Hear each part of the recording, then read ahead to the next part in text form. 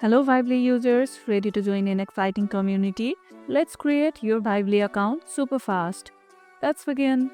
Start by opening the Vively app on your phone.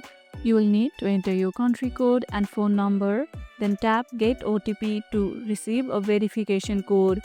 Once the OTP arrives, enter it carefully to verify your number.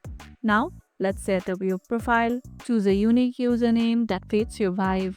If the one you want is taken, try adding numbers or symbols. After that, select your gender and you are almost there. Before you finish, why not customize your profile? Add a profile picture, update your bio, and even link your socials to make your profile stand out. And just like that, your Vively account is ready.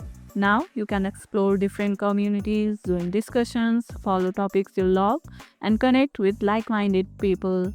Not receiving the OTP? Check your internet connection, ensure your number is correct, or tap resend. What's the first thing you do when joining a new social app? Customize your profile or explore content. Let me know in the comments below.